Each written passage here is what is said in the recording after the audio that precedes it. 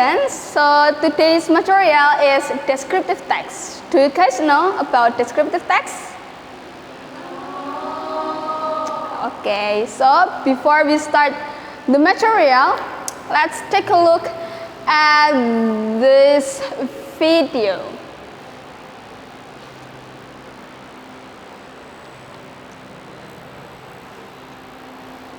Borobudur is a Mahayana Buddhist temple in Nagaland Regency, Central Java, Indonesia, that dates from the 9th century.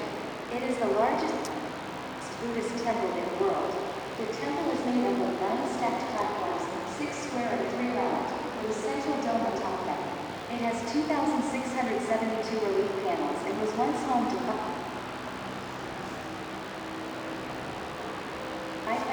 Buddhist statues.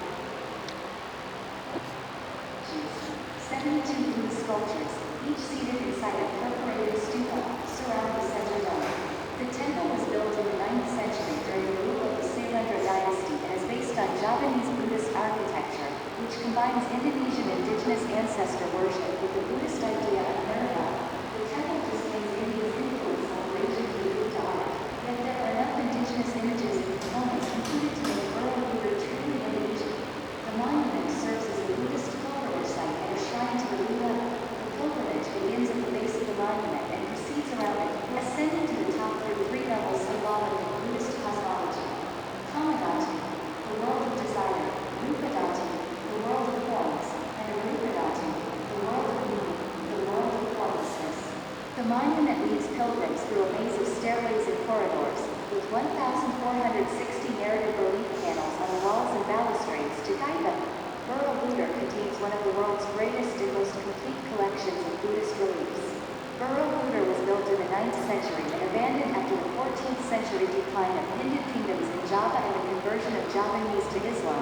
According to evidence, Sir Thomas Stamford Raffles, the British governor of Java at the time, was informed of its presence by native Indonesians and spread worldwide news of its existence in 1814. Borobudur has undergone various renovations since then. The Indonesian government and UNESCO collaborated on the largest repair project between 1975 and 1982, which was followed by the monument's designation as a UNESCO World Heritage Site. Okay, that is the video. So, apakah kalian yang kalian dapatkan dari video tadi?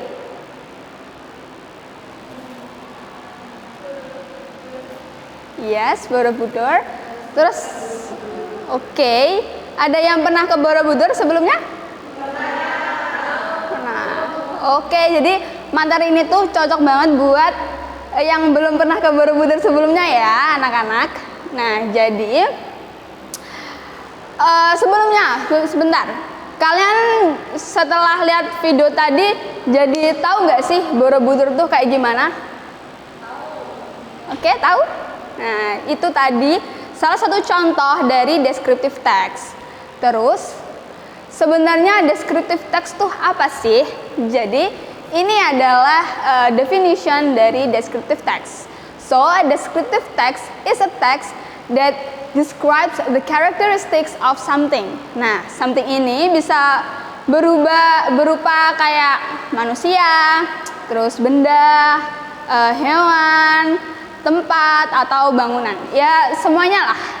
Lalu descriptive text ini endeavors to engage all 5 of the reader's senses to evoke the sights, sounds, smells, tastes, and feels of the text subject.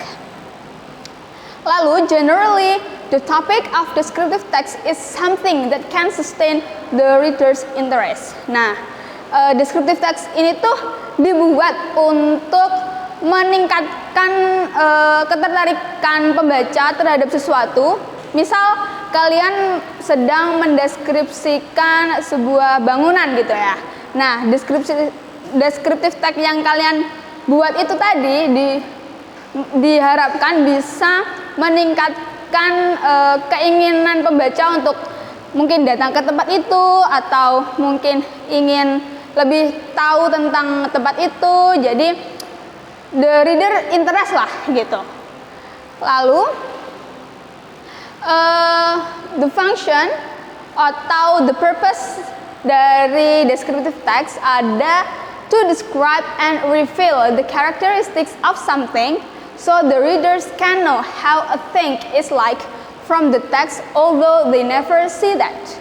Nah, jadi kalau di sini itu fungsinya descriptive text itu buat memberitahukan pembaca tentang misal ciri-ciri atau enggak tempatnya atau mungkin bentuk bangunannya atau bentuk orangnya itu seperti apa gitu.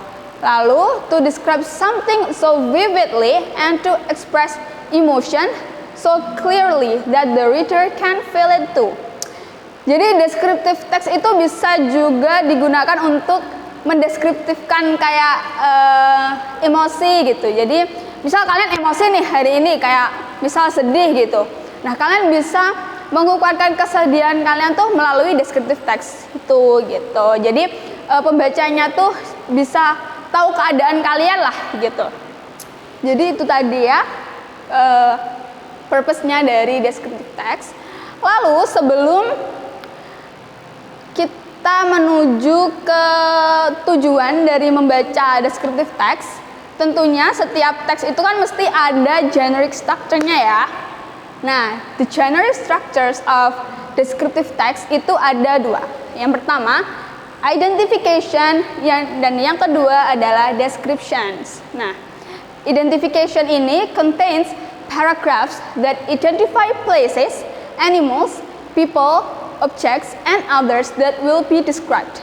Jadi, simpelnya, identification ini tuh kayak pengetahuan umumnya tentang sesuatu yang kita deskriptifkan. Misal kalau kita mau menjelaskan teman atau family gitu ya. Nah, di identification ini kalian bisa menjelaskan tentang namanya, terus juga rumahnya atau enggak kapan dia lahir gitu. Nah, kalau description ini tuh lebih rincinya gitu. Description ini discusses the descriptions of a place, animal, person, object, and others that will be described in detail. Nah, ini di garis bawahi ini described in details. Jadi kalau di identifikasi tadi pengetahuan umumnya, nah ini tuh description-nya tuh lebih rincinya gitu, pengetahuan lebih rincinya gitu. Nah, seperti yang contoh yang Mem udah kasih tadi ya, itu kan tadi kan kita mendeskripsikan manusia gitu ya, kayak teman atau family gitu. Nah, di deskripsi ini nanti kalian bisa mendeskripsikan kayak karakternya kayak gimana, terus bentuk wajahnya kayak gimana, atau mungkin sifatnya, terus hobinya, atau bisa juga warna kulitnya. Jadi intinya identification sama description itu, identification menjelaskan apa yang bisa dilihat atau bisa yang bisa dilihat atau yang orang-orang bisa tahu umumnya gitulah. Nah, sedangkan di description ini tuh yang mungkin orang belum tahu gitu. Itu tadi ya, the generic structures. Lalu ini ada goals of read.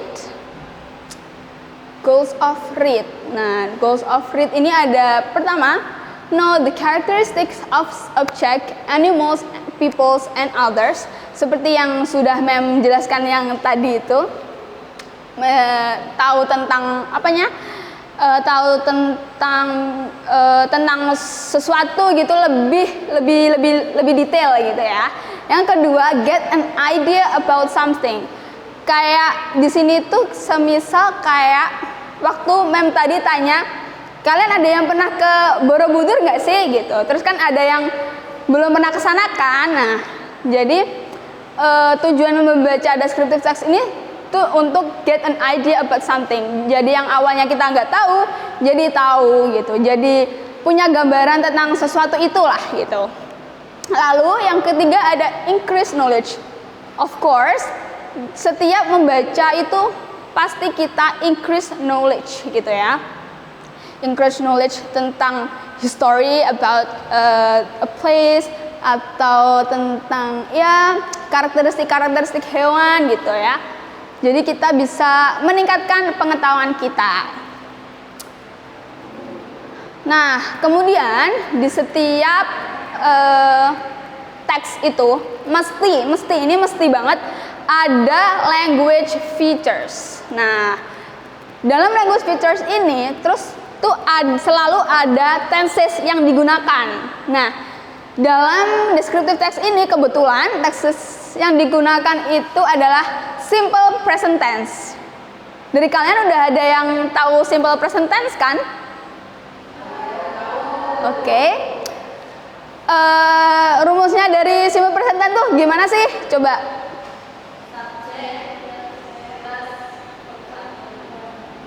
Oke, terus kalau yang interrogatifnya, minusnya.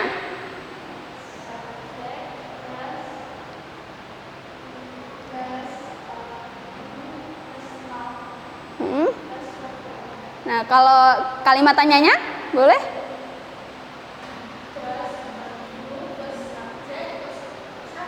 Nah, betul. Nah, berarti kalian udah tahu banget ya tentang simple present tense itu. Nah, simple present tense tuh digunakan kan buat menjelaskan kebiasaan umum atau enggak fakta-fakta umum gitu. Nah, gitulah ya. Simple present tense tuh digunakan untuk menjelaskan kebiasaan umum gitu kan. Nah, itu sama halnya dengan descriptive text, karena descriptive text kan membicarakan sesuatu yang umum ya. Jadi that's why descriptive text itu menggunakan tensesnya simple present tense. Lalu karena descriptive text ini tuh menjelaskan sesuatu ya, sesuatu benda atau orang, jadi yang pasti descriptive text ini using adjective. Nah, adjective tuh kayak gimana sih? Adjective itu kayak misal ini a beautiful beach. Nah, beautifulnya ini tuh adjective-nya. Terus a handsome man, handsome juga adjective. A small house itu juga small-nya adjective. Adjective. Terus misal my parents are old. Nah, old-nya itu masuknya adjective. Kalian tahu kan adjective itu apa? Oke. Lalu ada focus on particular person or thing. Seperti my friend, Borobudur Temple, Uncle John, atau enggak nanti a chair, a whiteboard, a lamp gitu. Ini tuh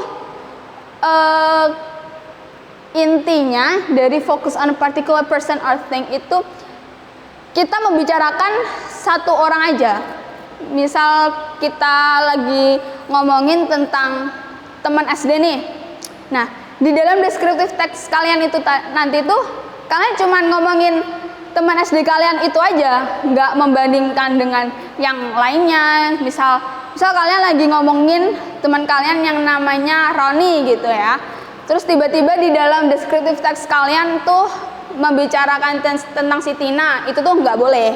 Karena di descriptive text itu hanya fokus on particular person or thing. Jadi hanya fokus ke satu objek gitu. Udah paham semuanya? Atau ada yang ingin ditanyakan sebelumnya? Oke, tidak? Alhamdulillah ya.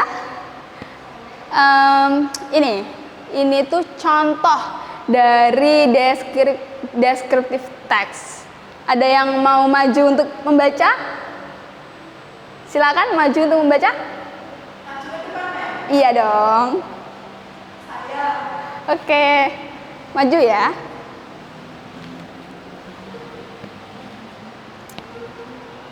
My house is located in Jalan Tunggala, Tuci, Anawal. There are several rooms in our house. There are a living room, a kitchen, 2 bedrooms, 3 bedrooms, and warehouse. Talk about my kitchen. It is not large, but it looks clean with a white wall. My mother always cooks there.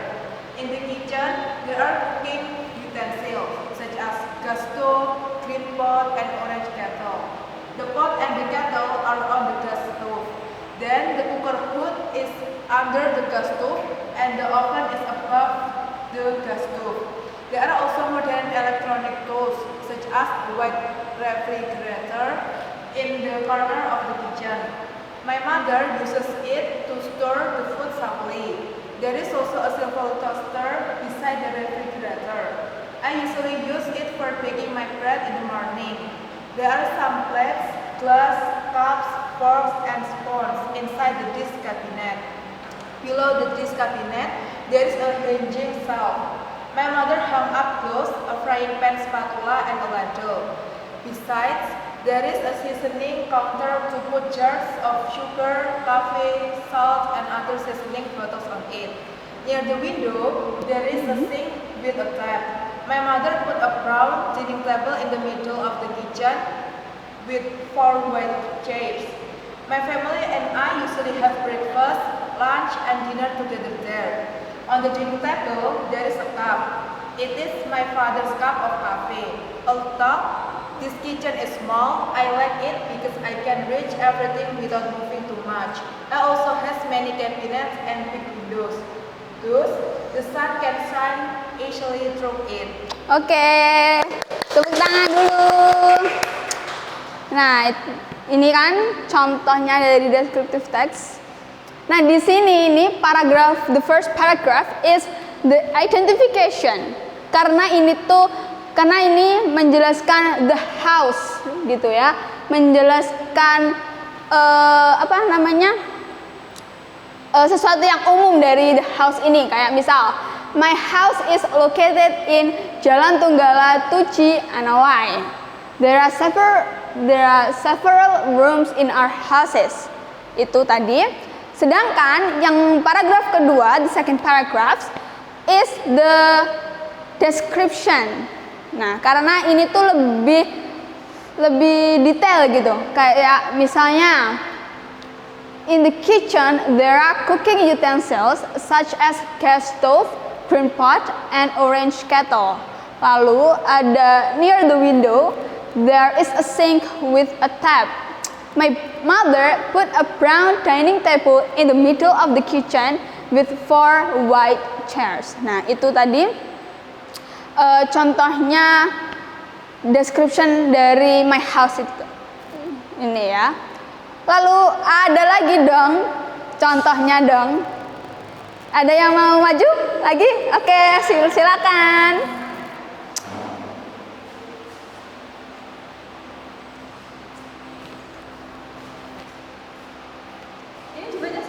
Iya dong. My best friend is Ernesto and he is my classmate.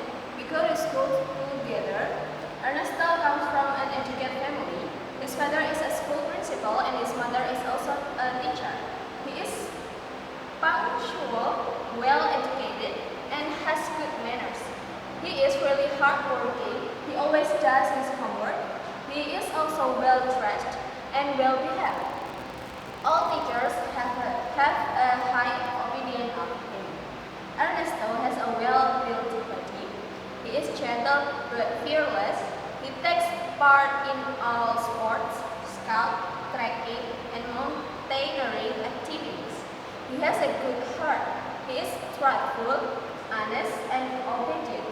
He also plays the guitar and makes his parents very proud of him.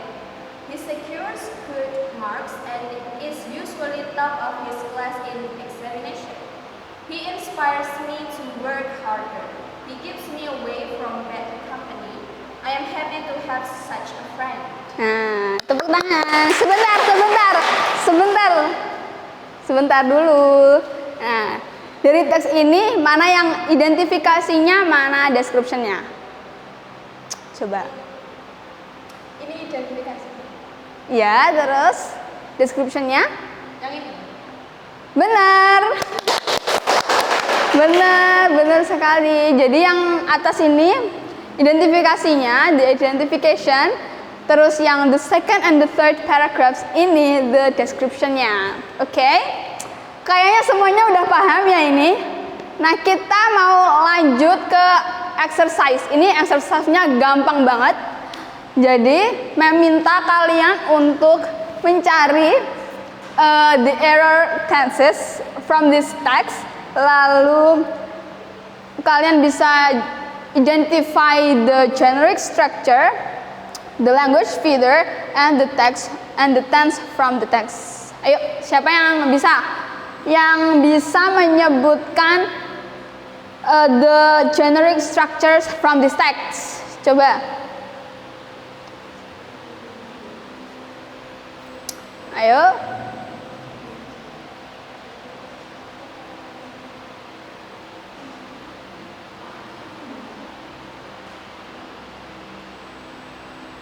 Ada yang tahu? Belum paham atau sudah paham ini sebenarnya?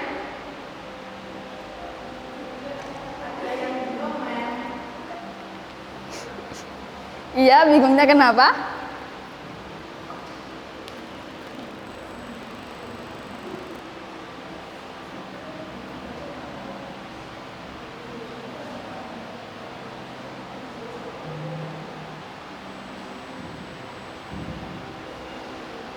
Oke. Ya. Ya.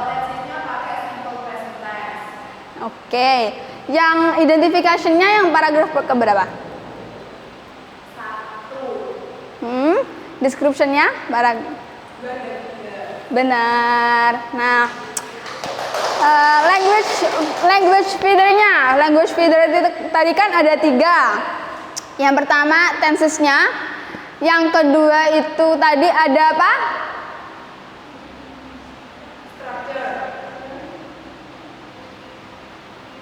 Spesifik objek yang dibicarakan. Terus yang ketiga itu ada kata sifat, benar. Nah, di sini kata sifatnya yang mana? Contoh kata sifat dari kalimat ini yang mana?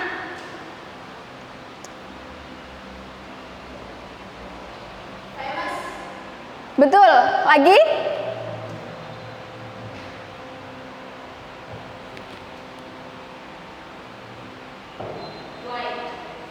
Betul. Nah, terus tadi kan tensesnya simple present ya. Nah, di sini tuh sebenarnya ada kata-kata yang salah. Ada kalimat yang salah tensesnya, misalnya most tourists visiting Bali does not forget to spend their time in Kuta. Ini salah. Nah, benernya tuh gimana? Ada yang bisa?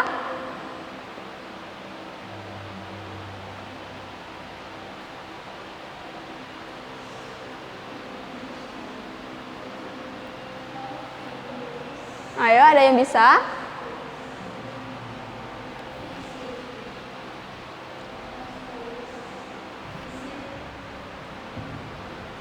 Hah? Gimana? Gak apa-apa, coba aja. Nanti kalau salah bisa dijelaskan lagi. Ya, visiting, kenapa? Kurang tepat ya, kurang tepat. Jadi yang benernya itu seperti ini ya, anak-anak. Most tourists visiting Bali do not forget to spend their time in Kuta. Kenapa kok pakai do not? Karena ini most tourists. Nah, ini kan most tourists kan plural ya, plural maksudnya. Jadi pakainya do bukan does. Kalau does itu digunakan untuk subjek yang tunggal, misalnya he, she, it. Kalau ini kan plural, jadi pakainya do. Terus ada lagi, ini Kuta have a shopping mecca with its lines of shops, boutiques, and galleries. Nah, betulnya gimana?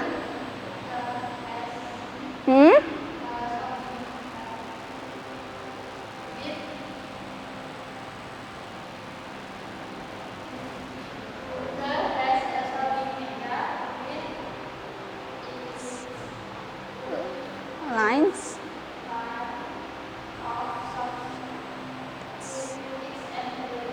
Betul. Nah, karena pertanyaannya sekarang gini, kenapa kok kute has bukan kute have? Kenapa kok itu? Bener, pinter.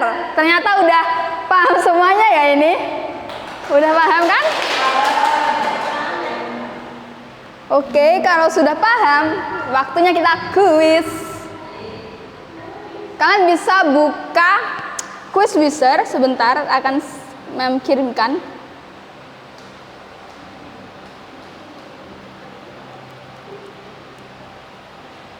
Sudah ya, sudah Mem kirim di Quizwizard. Kalian bisa buka kuis itu dan mengerjakan soal-soal yang ada di dalamnya.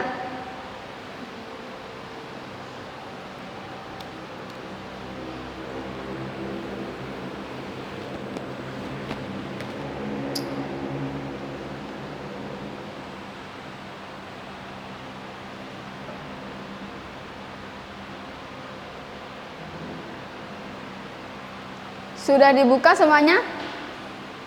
Mem tunggu.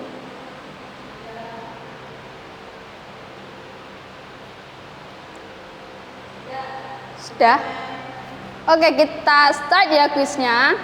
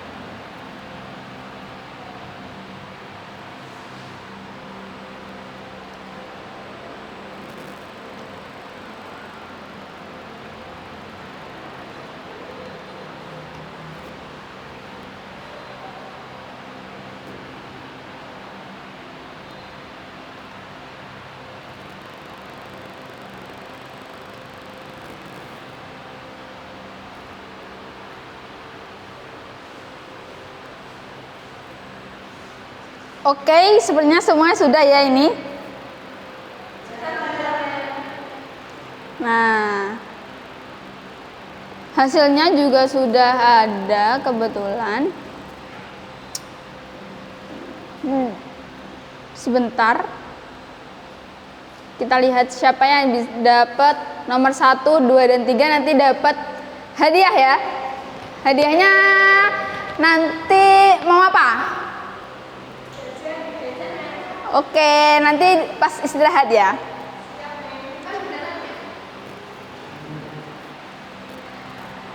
Congratulations. Yang nomor 3 ada Dea.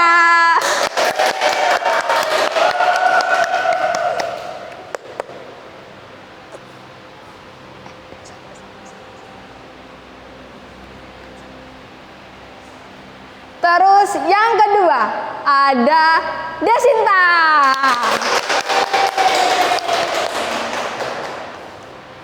Dan ini yang nomor 1 ini betul semua ini. Wah, pinter banget ini. Siapa ya ini? Ada Naila. Oke, nanti abis ini kita beli jajan bareng-bareng ya. Nah, tadi itu kan sudah mengerjakan kuis nih. Terus juga udah dikasih tahu siapa yang juara 1, 2, 3. Nah, sebelum ini mau selesai, jadi apa yang udah kalian dapatkan dari belajar descriptive text hari ini? Yang pertama, definisi dari descriptive text gimana? Betul, mendeskripsikan sesuatu, memberitahu pembaca tentang sesuatu, jadi pembacanya nanti bisa tahu tanpa harus datang atau melihat gitu. Itu juga bisa jadi social functionnya ya. Genre structure-nya tadi ada 2, apa aja? Sama? Benar. Language feeder-nya tadi menggunakan tenses-nya apa? Terus menggunakan adjective. Lalu fokus pada particular person atau thing.